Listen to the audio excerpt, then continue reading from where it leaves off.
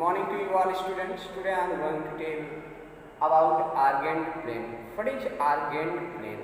Argand plane is similar to Cartesian plane or coordinate plane, but in Argand plane the horizontal axis x-axis and the vertical axis y-axis represent as x-axis represents real axis and vertical axis y-axis represent or treat as imaginary axis.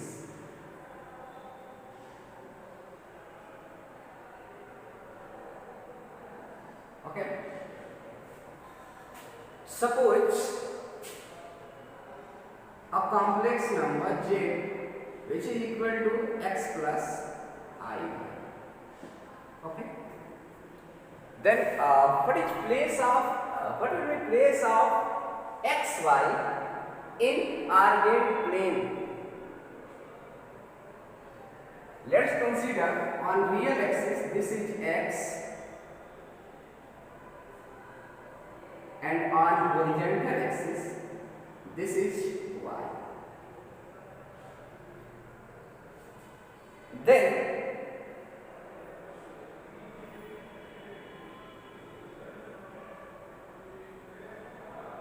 in this plane this point represent z equal to x plus y. Students जैसे हम लोग Cartesian plane में किसी points को represent करते थे, जैसे आप सपोज करें कि आपका एक कार्टेशियन प्लेन है और आपको किसी पॉइंट्स P को रिप्रेजेंट करना है जिसका कोऑर्डिनेट्स है x y, तो आप क्या करते थे? हॉरिजॉन्टल एक्सिस पे x यूनिट और वर्टिकल एक्सिस पे y यूनिट लेकर के उसको आप फर्स्ट कोऑर्डिनेट में क्या करते थे? रिप्रेजेंट करते थे. यही जो पॉइंट P है यही होगा. ओके.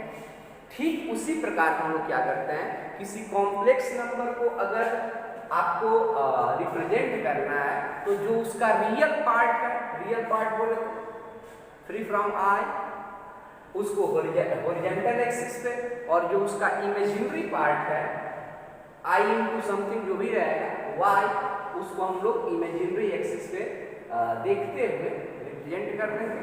तो वहां पे ये जो पॉइंट है वह पॉइंट P को रिप्रेजेंट कर रहा है. यहाँ पे जो पॉइंट है यह complex number x plus y को रिप्रेजेंट कर रहा है. So we can say Argand plane is a plane which consists all complex numbers, or in another language we can say a plane which contain complex numbers be called Argand plane. एक ऐसा plane जिस plane में हम लोग complex number को represent कर सकते हो तो उस प्लेन को हम लोग क्या बोलते हैं? Argand plane. This is also known as complex plane.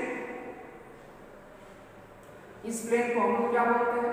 Complex plane भी बोलते हैं. It is also known as Gaussian plane. इस प्लेन को हम लोग क्या बोलते हैं? गॉसियन प्लेन भी बोलते हैं. Okay, clear? मतलब हम लोग किसी ऑर्डर्ड पेयर को कार्टेशियन प्लेन में या कर सकते हैं कोऑर्डिनेट प्लेन में रिप्रेजेंट करते हैं. किसी कॉम्प्लेक्स नंबर को कहाँ रिप्रेजेंट करते हैं? Argand प्लेन में या कॉम्प्लेक्स प्लेन में या गॉसियन प्लेन में रिप्रेजेंट करते हैं. Okay students, suppose this is a complex number x plus iy and we have to find its modulus.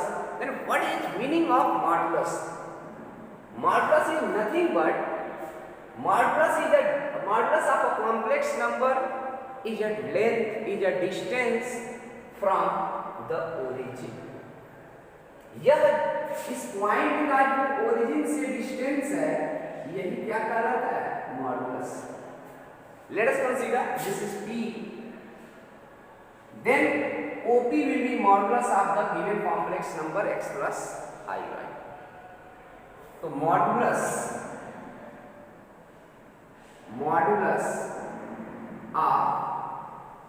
of complex number z will be equal to what? It is denoted by mod of z and it is equal to what? OP. Length of OP, and by geometry we can find OP. This is y, then it will also be y, and here this is x. Then we have to find hypotenuse, and hypotenuse OP will be equal to what? Under root square of perpendicular plus square of base, means y square plus x square, or this can be written as x square plus y square. So we can say it will be equal to square of real part of z plus square of imaginary part of z. Square root of real part of z plus square of imaginary part of z. तो अगर कोई आपसे कहे कि ये complex number है, इसका modulus क्या होगा बताइए। जैसे आपसे किसी ने एग्जांपल के तौर पर क्या दिया, find out modulus of the given complex number 3 plus 4i। इस कॉम्प्लेक्स नंबर का मॉड क्या होगा? Then we can say mod of z will be equal to what? Under root 3 square plus 4 square. Real part क्या है आपका? 3, तो क्या करेंगे? रियल पार्ट का square plus square of imaginary part, and it will be equal to what? 9 plus 4 16, and it will be equal to 25 is equal to 5। Means it means that the place of complex number from the origin is at a 5 unit. जो complex number का origin से distance है वो कितना है? 5 unit. तो आप किसी भी कॉम्प्लेक्स नंबर का अगर आपको मॉडुलस पता करना है तो क्या करेंगे? Square of real part of z plus square of imaginary part of z। Clear? अब स्टूडेंट्स थोड़ा सपोज करिए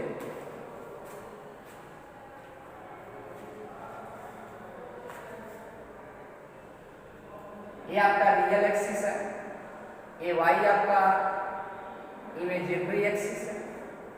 यह जो कॉम्प्लेक्स नंबर है, अगर कोई कॉम्प्लेक्स नंबर आपको ऐसे मिल जाए, इसको कोड करके -x प्लस i/,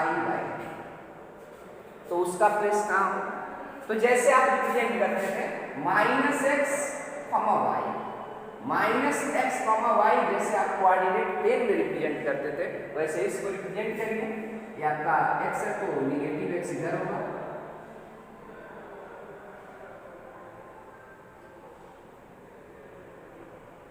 सपोज करिए y। तो जो एक कॉम्प्लेक्स नंबर होगा, अगर ये आर्बिट्रेरी प्लेन है, तो जो एक कॉम्प्लेक्स नंबर होगा वो क्या होगा? -x plus i। ओके, ऐसे ही सपोज करिए कि कोई एक कॉम्प्लेक्स नंबर है, उसमें उसका रियल पार्ट और इमेजिनरी पार्ट दोनों निगेटिव है, तो वह किस क्वाड्रेंट में होगा? थर्ड में। वैसे ही कोई कॉम्प्लेक्स नंबर है जिसका रियल पार्ट पॉजिटिव और इमेजिनरी पार्ट निगेटिव है, तो वह किस क्वाड्रेंट में होगा? फोर्थ क्वाड्रेंट में होगा। ओके, और आपको हर जगह इसका मॉडुलस पता करना है, तो क्या करेंगे? आप केवल एक साइन बदल रहा है और उसका मॉड पता करेंगे, तो क्या वो आपका अलग आएगा? नहीं, वो अलग नहीं आएगा। क्यों? क्योंकि जो ये निगेटिव हो रहा है, आप इमेजिनरी पार्ट का सॉरी रियल पार्ट का स्क्वायर करेंगे तो वह माइनस क्या बन जाएगा? प्लस बन जाएगा। इमेजिनरी पार्ट का स्क्वायर करेंगे तो वह माइनस क्या हो जाएगा? प्लस हो जाएगा। अगर दोनों निगेटिव है तो भी स्क्वायर करेंगे, क्या आ जाएगा? प्लस आ जाएगा। तो अगर रियल पार्ट इमेजिनरी पार्ट में न्यूमेरिकली अगर इक्वल रहा है तो हमेशा मॉडुलस क्या आएगा, सेम आएगा। हाँ, साइन अगर निगेटिव है पॉजिटिव है तो क्वाड्रेंट के अकॉर्डिंग उसका प्लेस बदलता चला जाएगा। ओके, आइए नेक्स्ट एक टॉपिक देखते हैं, आर्गुमेंट। और एक बहुत ही इंपॉर्टेंट है आर्गुमेंट, इसको एम्पलीट्यूड भी बोलते हैं। तो आर्गुमेंट और एम्पलीट्यूड कैसे पता करते हैं? तो आर्गुमेंट या एम्पलीट्यूड कैसे पता करते हैं? सपोज करिए यह जो एंगल है वो है थीटा, या क्या है, थीटा। अब यहां से अगर हम tan थीटा पता करें तो tan थीटा कितना हो जाएगा, perpendicular upon base means y upon x, and this imply that theta will be equal to tan inverse y upon x and it will be equal to tan inverse y।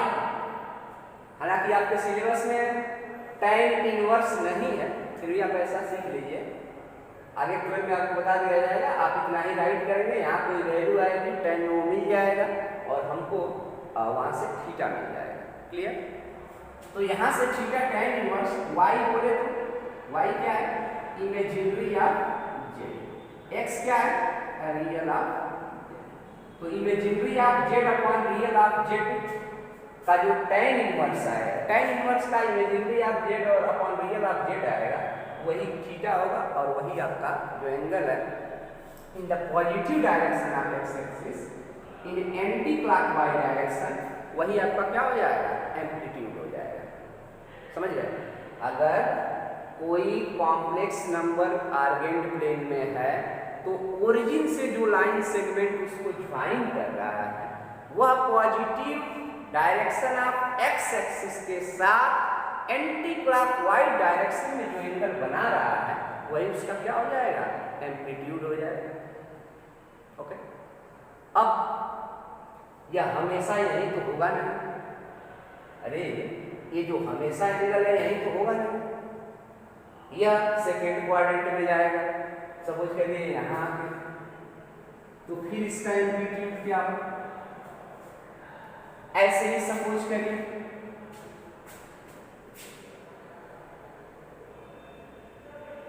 ये आपका x axis real axis है और ये y axis आपका imaginary axis है, और कोई complex number z equal to -x -i/y है, वह थर्ड क्वाड्रेंट में लाई करता है।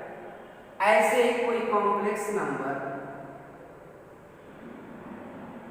ये आपका रियल एक्सिस, ये आपका इमेजिनरी एक्सिस, और यह कोई कॉम्प्लेक्स नंबर z है x -i/y, तो यह फोर्थ क्वाड्रेंट में लाई। तो positive direction of x axis के साथ कितना एंगल बन रहा है, तो यहाँ पे कितना बन रहा है, positive direction of x axis के साथ एंगल बना,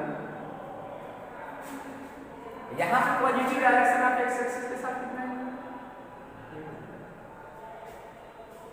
यहाँ पे positive direction of x axis के साथ कितना है, ये बन रहा है।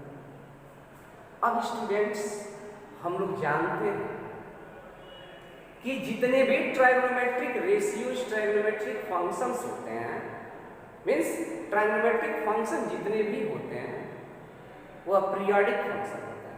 पीरियोडिक फंक्शन बोले तो अगर सपोज करिए यही 45 डिग्री आ गया तो tan 45 डिग्री की वैल्यू 1, ध्यान से समझना है इसको। अगर रियल पार्ट इमेजिनरी पार्ट हमेशा इक्वल हुआ तो यहाँ क्या आएगा 1, और केवल tan 45 की वैल्यू 1 नहीं होता है। अगर आप 2 पाई प्लस π/4 कर दें तो भी उसकी वैल्यू 1 आएगी, क्योंकि 2 पाई मीन्स आपको अभी कुछ दिन पहले ट्राइगोनोमेट्री में बताया था कि tan 2 पाई प्लस थीटा में tan नहीं बदलता है, नहीं बदलता है। और एक राउंड कंप्लीट कर लिया तो फर्स्ट क्वाड्रेंट में जाएगा, उसका साइन भी नहीं बदलेगा। तो जो वैल्यू tan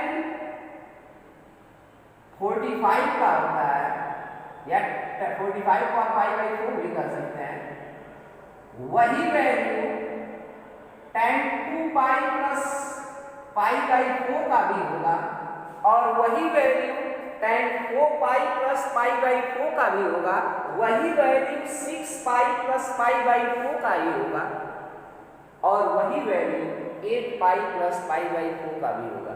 क्यों? क्योंकि 1 tan 45 की वैल्यू होता है, और 1 राउंड कंप्लीट करेगा, फिर 45 ऐड करेंगे, फिर उसकी वैल्यू वही होगा। 2 राउंड कंप्लीट करेगा, फिर 45 ऐड करेंगे, उसकी वैल्यू वही होगा। फर्स्ट क्वाड्रेंट में ही है। तो यहां से जो थीटा है वह थीटा यूनिट नहीं आएगा, तो इसके लिए आर्गुमेंट डिफरेंट आएगा, एम्पलीट्यूड या आर्गुमेंट डिफरेंट आएगा। क्यों? क्योंकि आपको एंगल ही पता करना है, और यह जो एंगल है यूनिक नहीं आएगा, क्योंकि tan पीरियोडिक फंक्शन होता है, उसकी वैल्यू एक पीरियड के बाद फिर रिपीट करने लगता है। तो स्टूडेंट्स, वह एंगल, वह थीटा जो माइनस पाई, ध्यान देना, से बड़ा होता है और पाई से छोटा होता है या उसके इक्वल होता है, उस एंगल को हम लोग प्रिंसिपल एम्पलीट्यूड बोलते हैं या प्रिंसिपल आर्गुमेंट बोलते हैं, और उसी को हम लोग पता करते हैं। इससे ये होगा कि जो आर्गुमेंट है उसके 2 2 4 4 8 8 10 10 20 20 वैल्यूज नहीं आएंगे। क्यों? क्योंकि इसके बीच में लाई करेगा तो ये कोई भी नहीं। ओके, और उसी को हम लोग क्या करते हैं, पता करते हैं। तो आर्गुमेंट के लिए थोड़ा सा आपको समझना पड़ेगा कि यह हर एक क्वाड्रेंट में लाई करेगा कॉम्प्लेक्स नंबर, तो मॉडुलस तो उसका सेम आएगा, ठीक है, लेकिन उसका एम्पलीट्यूड बदलता रहेगा, क्योंकि वो positive direction of x axis के साथ अलग अलग एंगल बनाता रहेगा। इसमें समस्या यह है कि जो एंगल आएगा ट्रायगोनोमेट्रिक फंक्शन जो टेंजेंट है tan है, उसके पीरियोडिक होने के चलते इसकी यूनिक वैल्यूज नहीं आएंगी, तो हम लोग केवल उन्हीं वैल्यू को लेंगे जो माइनस पाई से बड़ा हो और पाई से छोटा हो या उसके इक्वल हो। इसके बीच में कोई एक ही वैल्यू मिलेगा और उसी को हम लोग क्या बोलेंगे, प्रिंसिपल एम्पलीट्यूड बोलेंगे या प्रिंसिपल आर्गुमेंट बोलेंगे। ओके, तो आइए देखते हैं, अगर फर्स्ट क्वाड्रेंट में लाई करेगा तो इसका प्रिंसिपल आर्गुमेंट क्या होगा। तो फर्स्ट में अगर लाई करें सपोज के लिए थीटा है, तो फर्स्ट में तो आप जानते हैं कि थीटा है, तो इसका आर्गुमेंट थीटा ही है।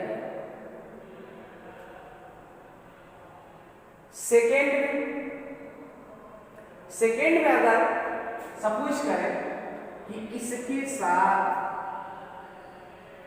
वह अल्फा एंगल बना रहा है, कौन सा एंगल बना रहा है, alpha angle negative x axis के साथ, तो पॉजिटिव एक्स एक्सिस के साथ कितना एंगल बना रहा है, तो ओवरऑल क्या होगा, पाई, तो ये कितना हो जाएगा, पाई माइनस अल्फा।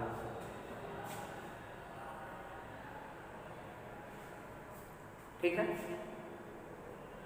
यहां स्टूडेंट क्या होगा, ये तो थर्ड क्वाड्रेंट में, तो थर्ड क्वाड्रेंट में है, तो आप देखेंगे कि थर्ड क्वाड्रेंट में एंटी क्लॉकवाइज डायरेक्शन में एंगल पता करना है, तो यहां तक पाई, अब थोड़ा भी ज्यादा हुआ तो pi plus theta, but principal amplitude हमको लेना है माइनस पाई से बड़ा और पाई के इक्वल या उससे छोटा, ये पाई से भी ज्यादा होगा, तो इसको कैसे एडजस्ट करेंगे, प्रिंसिपल एम्पलीट्यूड के अकॉर्डिंग। बाकी जो एंगल ये लिखा गया है एंटी क्लॉकवाइज डायरेक्शन में है, इसी को हमको इसके बीच में लाना है। तो स्टूडेंट्स, क्लॉकवाइज डायरेक्शन में इसका मेजर हम लोग देखें कितना होगा, सपोज करिए यह नेगेटिव एक्स एक्सिस के साथ अल्फा एंगल बना रहा है, कौन सा एंगल बना रहा है, अल्फा एंगल, तो यह एंगल कितना होगा, तो ओवरऑल कितना होता है माइनस पाई, और उसमें से हमको अल्फा को बाहर कर देना और वही आपका क्या हो जाएगा, यह एंगल मिल जाएगा।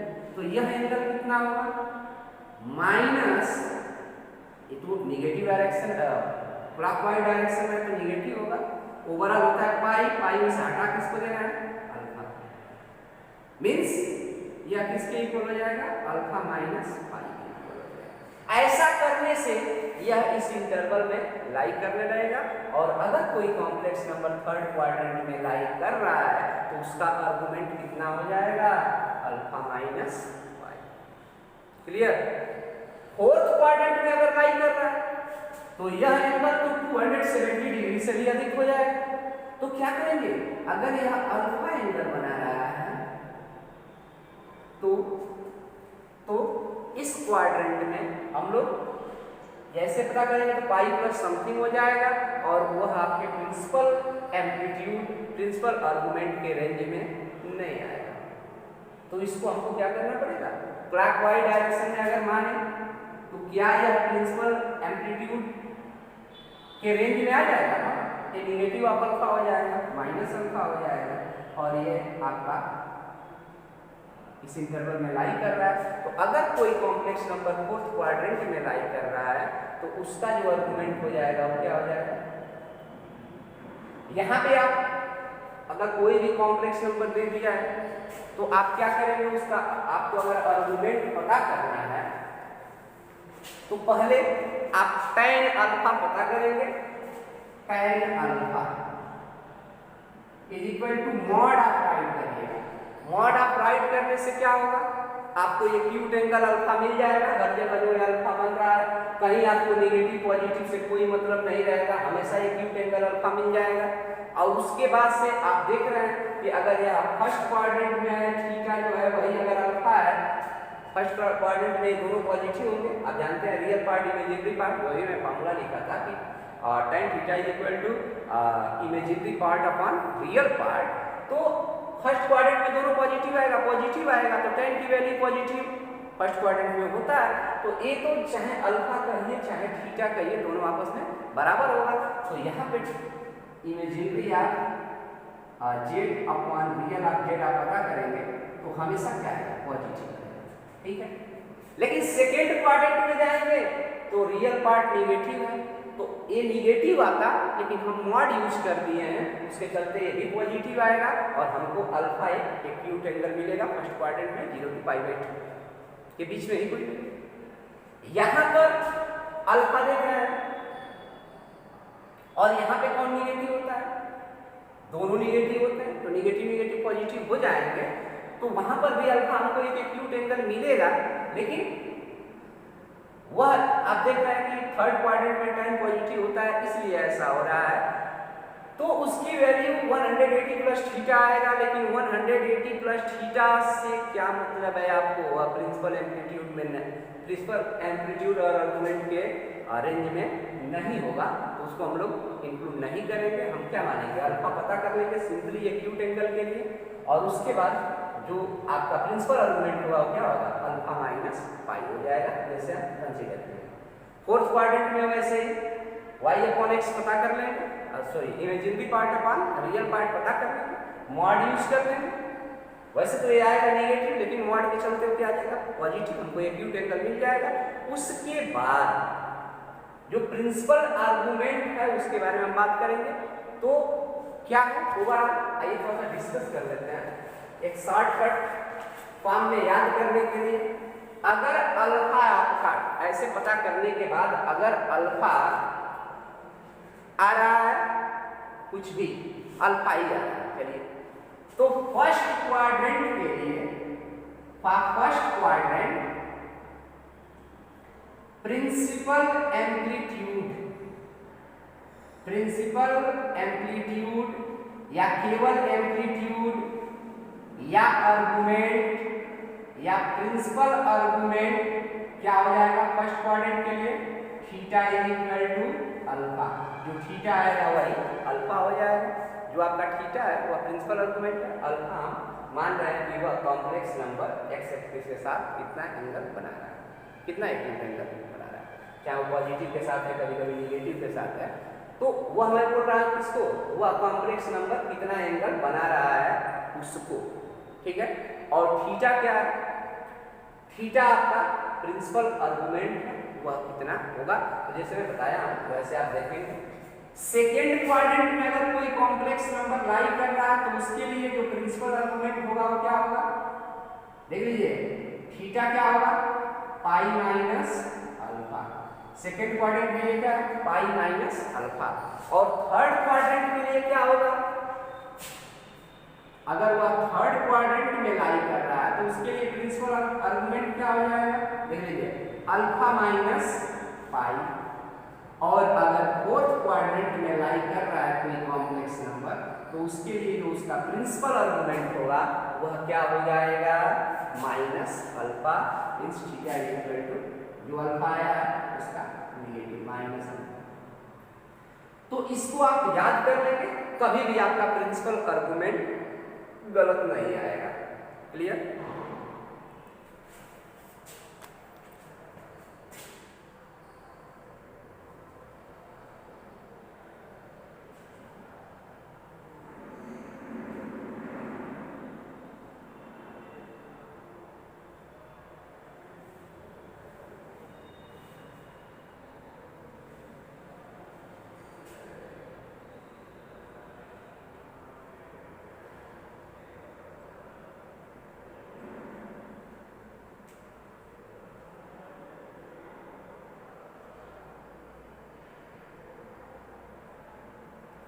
स्टूडेंट्स ये जो सिस्टम्स होते हैं पॉइंट को लोकेट करने का, ये सिस्टम्स एक दो नहीं होते हैं, ये मोर देन 25 सिस्टम्स होते हैं जिसमें हम लोग नंबर को रिप्रेजेंट करते हैं। फिलहाल अभी तक आप कितना पढ़े हैं, एक, तो भी कौन कोऑर्डिनेट सिस्टम वाला जो पढ़े हैं कि ऑर्डर पेयर को रिप्रेजेंट करना है। हाँ एक आज पढ़ लिया है क्या, आर्यन प्लेन वाला। तो सिस्टम जो होता है पहला आप पढ़ रहे थे कि सर कार्टेशियन कोऑर्डिनेट सिस्टम या रेक्टेंगुलर कोऑर्डिनेट सिस्टम, वैसे ही एक पोलर कोऑर्डिनेट सिस्टम होता है। और पोलर कोऑर्डिनेट सिस्टम में हम लोग आर और थीटा के फॉर्म में किसी पॉइंट को रिप्रेजेंट करते हैं, किस फॉर्म में, आर और थीटा के टर्म्स में। कार्टेशियन कोऑर्डिनेट सिस्टम में एक्स और वाई के टर्म में। ऐसे ही आपको सिलेंड्रिकल मिलेगा, कर्विलिनियर मिलेगा, इंट्रिंसिक फॉर्म मिलेगा, लेकिन वो आगे आपको बेसी वगैरह मिलेगा। फिलहाल आप पोलर फॉर्म में कैसे रिप्रेजेंट करेंगे, तो स्टूडेंट सपोज करिए कि ये कॉम्प्लेक्स नंबर थीटा एंगल बना रहा है। कौन सा एंगल बना रहा है, theta, positive direction of x axis के साथ। और ओरिजिन से इसका जो डिस्टेंस है वो क्या है, आर है। तो यह कॉम्प्लेक्स नंबर क्या होगा, तो स्टूडेंट्स सपोज करें ये कोई पॉइंट P है और आप जानते हैं कि पॉइंट P है तो ये किसी कॉम्प्लेक्स नंबर को रिप्रेजेंट कर रहा होगा। तो आप सपोज करिए कि अभी कुछ देर पहले हम लोग पढ़े थे z equal to x plus i y के बराबर ही होगा, ठीक है। यह आप देख रहे हैं कि एक कैसा ट्रायंगल है, राइट एंगल ट्रायंगल है। यहां से अगर हम लोग cos थीटा पता करें तो कितना होगा, base upon hypotenuse means OM upon hypotenuse OP। And what is OM भी तो पता करें, OP क्या है, R है। This implies that OM will be equal to cross multiplication कराइए और cos थीटा। ऐसे sin थीटा अगर आप बता दिए तो sin theta perpendicular upon hypotenuse PM upon OP, और PM पता करना है, OP क्या है, R। By cross multiplication we can say PM will be equal to what is PM, R sin theta, R into sin। तो students अगर यह distance R cos theta है,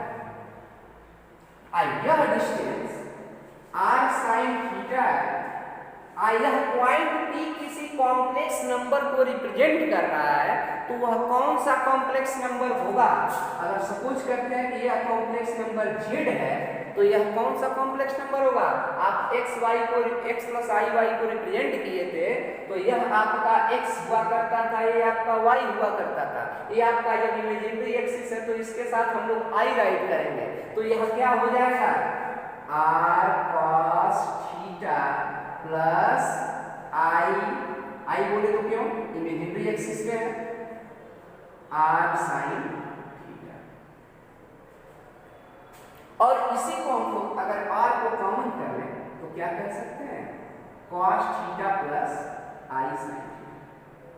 तो स्टूडेंट्स आप सपोज करें कि अगर कोई कॉम्प्लेक्स नंबर x प्लस आई वाई लिखा गया है, तो उसका पोलर फॉर्म क्या हो जाएगा? पोलर फॉर्म क्या हो जाएगा? x को रिप्रेजेंट कर रहा है कौन? r cos थीटा, y को रिप्रेजेंट कर रहा है कौन? r sin theta. तो उसका पोलर फॉर्म क्या हो जाएगा? r in bracket cos theta plus i sin theta. तो फाइनली ये complex number in terms of r और हम लोग थीटा राइट कर लिए, तो यही तो पोलर फॉर्म होता है। पोलर फॉर्म में हम लोग r और थीटा के टर्म में क्लियर।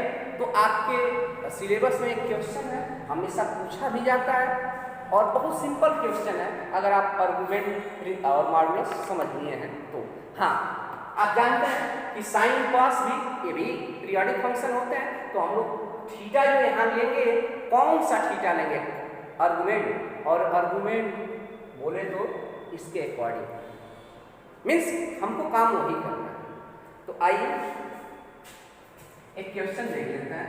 क्वेश्चन नंबर 3 कह रहा है, convert the given complex number, convert the given complex number 1 minus i in the exercise 3 to 8, question number 3 से 8 तक, इन द पोलर फॉर्म। किस फॉर्म में कन्वर्ट करना है? पोलर फॉर्म में। तो पोलर फॉर्म में कन्वर्ट करने के लिए आपको r चाहिए, आपको थीटा चाहिए, यही चाहिए ना। तो आप क्या करेंगे? राइट करेंगे सॉल्यूशन में।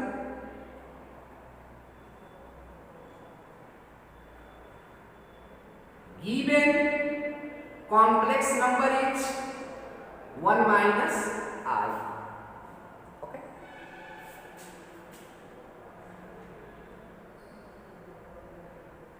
देन या ऐसे भी आप लिख लेंगे z is equal to 1 minus i। z को हम लोग z से तो डिनोट करते हैं complex number. Then mod of z में सिखाया हूं आपको, बताएं। Mod of z square of real part means square of 1 plus square of -1। ये आपका क्या हो जाएगा? अरे square of real part plus square of imaginary part, 1 plus 1 and it will be root 2, and finally it will be r in a case of polar representation। polar representation के case में यह magnitude यह modulus क्या होता है? r होता है। तो r मिल गया। Let theta with angle which OP makes in the positive direction of x axis, suppose alpha is the angle made by OP in the positive direction of x axis, then tan, since tan alpha is equal to what? Imaginary of z upon real of z. What is imaginary of z? -1. What is real of z? 1, and it will be 1, क्योंकि ये mod क्या देगा? Positive देगा। And this imply that tan alpha is equal to किसकी value 1 होता है? tan pi by 4 का। This imply that alpha is equal to pi by. अब स्टूडेंट्स, क्या यही आर्गुमेंट हो जाएगा? क्या यही आपका एम्पलीट्यूड हो जाएगा? नहीं, देखेंगे वह किस क्वाड्रेंट में लाई कर रहा है। तो 1 minus i real part positive immediately part negative बोले तो 1 माइनस 1 माइनस 1 किस क्वाड्रेंट में लाई करता है? किस क्वाड्रेंट में लाई करता है? Fourth quadrant. पॉजिटिव है देन नेगेटिव, तो फोर्थ क्वाड्रेंट में एम्पलीट्यूड कैसे हो जाता है? माइनस अल्फा, जो आया है उसका negative in minus pi by 4 हो जाएगा। तो आप राइट करेंगे इसके बाद, since z lies in fourth quadrant, therefore amplitude, या आप हमेशा आर्गुमेंट राइट कर रहे हैं तो आर्गुमेंट राइट करिए। Argument of z will be equal to, argument of z को आप क्या बोल रहे हैं? आर्गुमेंट ऑफ z को आप क्या बोल रहे हैं? Theta. Theta will be equal to minus alpha, and what is alpha? Pi by 4। So we can say argument of this complex number z will be minus pi upon 4। Okay, thus polar form of 1 minus I will be equal to r cos theta plus I sin theta. What is r? What is r? R is root. What is cos theta? Theta is minus pi by 4. Okay,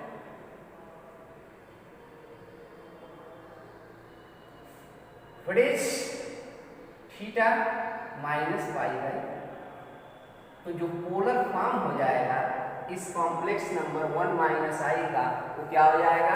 √2 cos minus pi by 4 plus i sine minus pi by 4। हालांकि आपको जब कभी भी check करना होगा तो आप यहाँ पे इसकी वैल्यूज रख लेंगे, ठीक 1 माइनस आई आ जाएगा। क्लियर? हाँ, कुछ लोग होते हैं जो क्या करते हैं, कहेंगे क्यों यहाँ माइनस पाई बाई 4 ही होगा, यहाँ तो हम दूसरा भी एंगल पुट करेंगे तो ही इसकी वैल्यू इतना ला देंगे। तो आप उनको क्या करके देंगे, यहाँ पे जो हम एंगल कंसीडर किए हैं वह किसके अकॉर्डिंग कंसीडर किए हैं? प्रिंसिपल आर्गुमेंट के अकॉर्डिंग कंसीडर किए हैं। आप कोई दूसरा एंगल अगर मानकर सॉल्व करेंगे तो आपका आंसर वहाँ मैच नहीं करेगा। हालांकि उसकी वैल्यू 1 माइनस आई हो सकता है कि आ जाए, आता रहेगा तो भी यहाँ शो नहीं करेगा। क्यों नहीं करेगा? क्योंकि वह एंगल आपका प्रिंसिपल आर्गुमेंट नहीं रहेगा। क्लियर? तो सबसे पहले आपको क्या करना है? मॉडुलस पता कर लेना है, उसके बाद अल्फा पता कर लेना है, और उसके बाद अल्फा से हम लोग क्या पता कर लेंगे? आर्गुमेंट पता कर लेंगे इस फार्मूले के अकॉर्डिंग। और जब अल्फा और आर्गुमेंट मीन्स थीटा मिल गया तो उसको r cos theta plus i sin theta के टर्म में राइट कर देंगे, वही उसका क्या हो जाएगा? पोलर फॉर्म हो जाएगा। ओके स्टूडेंट्स, अगर इस एक्सरसाइज रिलेटेड कोई भी आपको समस्या होती है then you are free to ask. Okay, thank you very much.